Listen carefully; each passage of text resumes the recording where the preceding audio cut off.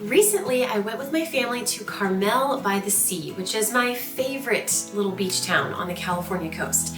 I love this place. It is so charming.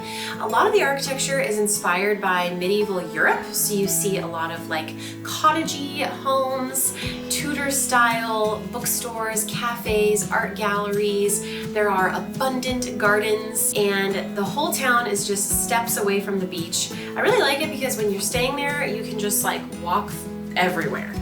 Everything is really close by. This time, my husband and I did the trip with our toddler in tow, so I thought it'd be fun to take you along for the ride, show you the bookstores that I went into, the books that I bought, just all the fun we had, you know, vacationing with kids, kind of how we like to do that.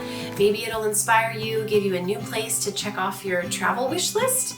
And if you're enjoying this video, I hope you'll give it a thumbs up and subscribe so you can see more videos like this in the future. Stay tuned for the end where I share with you the books that I bought on the trip. Without further ado, let's go to Carmel-By-The-Sea.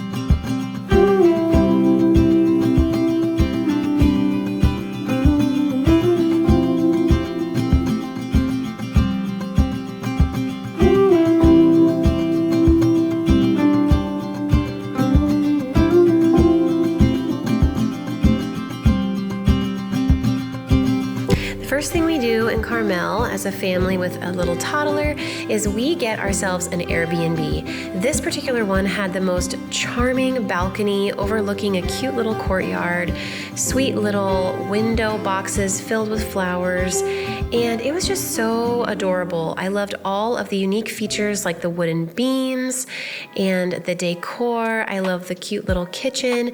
You could hear the tinkling of silverware from little restaurants nearby and music kind of playing in the background. We ate in that little breakfast nook each day and just had the best time. Hanging out in Carmel, just got here. So for dinner the first night we went to Brophy's, which is this cute kind of British style pub. And this is a great one with kids because it has a game room. So you can have your kids entertain themselves with a little foosball or some gaming. And it was just really cute, had a nice vibe and delicious food. And of course we had to stop at Carmel Bakery for some baked goods. We got a little gingerbread cookie, so good and fun for toddlers. And for breakfast, my go-to spot is Carmel Valley Coffee. You know, your girl has to get her latte. Stop and smell the flowers when you're in Carmel. There are so many of them. One of the things I love about this place is that it is just covered in plants and greenery and people taking really good care of them. The blooms seem like they're year-round. There's always something beautiful to look at when you're in this town. Little cottage-style restaurants like the Tuck Box. Almost has like a Disneyland feel to it. We just walked the streets, popped into little bookstores. And one of the best things that you can do with kids in Carmel-By-The-Sea, and I know this sounds a little funny because it's not Carmel, but it's go to the Monterey Bay Aquarium in Monterey. It's not hard to get to. You just take the 17-mile drive to get there, which is a really fun way of doing it. And this is my favorite aquarium I have ever been to. It is so professional, so clean, and beautifully presented. The tanks are honestly so impressive. This is a really fun little feature, the crashing wave over the glass window. So fun for kids. This place is just pure fun and pure beauty. It's great for the whole family. This is one of my favorite tanks here. It's a huge crowd pleaser. One thing I also love is that there is a kids play area in the Monterey Bay Aquarium, so definitely hit that up with your kids.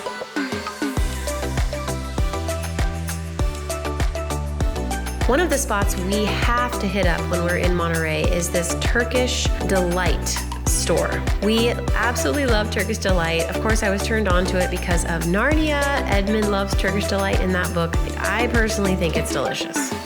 One of the places I didn't get a good shot of the outside, but is really fun, is Alvarado Street Brewery.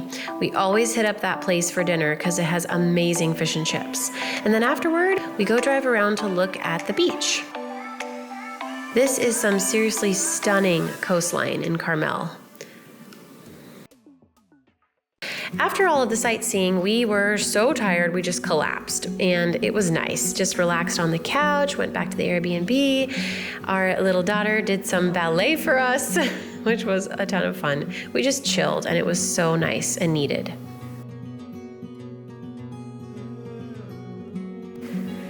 Now for my favorite bookstore in Carmel-By-The-Sea. This is one you have to hit up if you are in the area. It is River House Books. Love this place. It is so cute and bright on the inside, bright, light, and airy. Tons of books to choose from, the most adorable children's section. I try to buy a book every time I come to this bookstore, whenever I'm in the area. My daughter absolutely loved it. We read lots of books to her, and it was nice because the young adult fantasy section, which I love, is right next to the children's section, so it worked out perfectly. We could all kind of peruse and look at books together in generally the same area, so it was really nice. This place is nice too because right across the street is another Carmel Valley Coffee as well as a Starbucks down the road. So everything is really close. You can walk to the bookstore to and from each of these places and just do a lot of things walking, not having to hop back in a car to go to the next place. Once we got some spoils from there, we decided to head out and hit the beach. We had a blast there, and then afterward we were so hungry we hit up Mulligan's, an Irish pub, for lunch. Now on to the next bookstore, which is one of my absolute favorites. It is Pilgrim's Way Books. This one has a secret garden that just adds to the ambiance. It is lined with fountains on the way down through this little alleyway with statues. And as you walk along, you can just feel yourself calming down as you just take in the greenery and the beautiful sound of water, the sound of wind chimes. And then around the corner, you finally reach the bookstore. How cute is that door? One of the big things we did on the last day was we did a family photo shoot on the beach. It has been a lifelong dream of mine to take family pictures at the ocean. So if you have a chance to do that, I definitely recommend it. If you're already there on vacation, why not snap some family pictures as well? I have a photographer there that I absolutely love, Britt Honey Photography. So if you are in the Monterey area, I highly recommend her. I will link her information in the description box. After all of that photo taking, what better thing to do with a toddler than grab some ice cream? So, these are the books that I got on the trip. Not a ton of books, but these really captured my attention for one reason or another. So I thought it'd be fun to show you guys what I got. First on this list is the 7.5 Deaths of Evelyn Hardcastle. This is by Stuart Turton. I saw that he has a new book that just came out, The Murder at the End of the World. That one is currently on my list because it sounds super interesting, and then it brought me back to his big novel that everyone loves, the Evelyn Hardcastle book. I've seen quite a few friends of mine have reviewed this on Goodreads and have had fairly good things to say. I hear that it is basically like Knives Out meets Inception. I love Inception. I do like those kind of twisty, mind-bending ones. Stories that are very philosophical in nature and kind of question the meaning of life or how things work or the secrets, like speculative fiction. At a masquerade ball thrown by her parents at their English country home, Evelyn Hardcastle will die. She will die every day until Aidan Bishop can identify who murdered her and stop the killer. At the beginning of each day, Aidan wakes up at Blackheath House in the body of a different guest of the gala he attended the night before. And some of those guests are more helpful than others. So this is a gothic mystery. I just think this sounds really interesting. English countryside, kind of has Agatha Christie vibes. I hear that it can be maybe a little bit slow in the middle, and it is a little bit of a chunker. It's kind of a bigger-ish story. It's just close to 500 pages.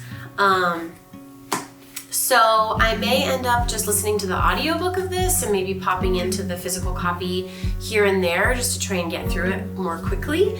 But yeah, it really intrigued me and I'm excited to check this out. So hopefully I will have good things to report back. The next one on this list is Grimm's Fairy Tales. I really wanted a copy of this. These are short, really short little fairy tales. I mean, they're like 3 to 4 pages long, most of them. Some of them 5 pages. Some of them are like 2 pages. But as a writer, I think it's so important to study the classics and just get an idea of what's been done before and what has really inspired the stuff that's coming out now that are, you know, bestsellers. Some of the most popular books of our day were actually inspired by classic stories, a lot of them. They're kind of these stories that we're picking up in the ether of human history, and they work for a reason, and so I'm super intrigued to read about this. I have a friend of mine who's working on a Grimm fairy tale retelling, kind of putting it in her own context and modern way. I will not spoil anything about that whatsoever. I just wanted to let you know that that inspired me to read more Grimm's fairy tales. And I loved the cover. I just felt like it was so intriguing. Just very magical looking. I love the light and the colors in it and the depth. So very excited to check this out. Then I picked up The Wind in the Willows. So this is a classic that immediately just gave me those like nostalgic feelings. How many of you guys watched as a kid? And this is like really obscure potentially, so go with me here. But it's Ratty and Mole from The Wind in the Willows having their little Christmas dinner and trying to make Christmas dinner when there's nothing in the cupboard, and it takes them a long time to find Mole's house. And I just remember that little TV show that my mom showed me was just so cute and cozy feeling, super Christmassy. So it's made me want to dive back into this classic. Illustrations look really pretty in this book. So I'm excited to read that one. Last but not least, this was a book that I bought for my daughter, and it is a cozy classic for a lot of people. It is Angelina Ballerina. These are 5-minute stories. Love that this book has multiple Angelina stories, so we can just continue to read new ones every day, pick up the book and read the next story in line. My daughter is a little ballerina, so she loves reading about this dancing mouseling and her family that live in Chipping Cheddar in the English countryside. It is just adorable, wholesome, and so cute. And these are really good lessons in here, learning about patience and how to share with siblings and such, and so how not to give up on your dreams. So really great book here. So that is it. Thank you guys so much for coming along on this little beach trip to Carmel-By-The-Sea, checking out the books that I bought and the fun that I had along the way. I hope that this video inspired you in some way. I would love to know in the comments from you guys, because I'm currently looking for cozy mystery recommendations. I am in my cozy mystery era, if you will, and I am returning back to them because I used to binge read them all the time. But now I'm looking for some new recommendations. I'm hoping to come out with a cozy mystery recommendations video soon, so stay tuned for that. Let me know what your favorites are if you have any, or what you're currently reading and loving at the moment. Have you gone on a vacation yet this summer? Where did you go? What did you love? Let me know in the comments. I would love to chat with you guys, and until next time, I will see you in the next video. Bye guys!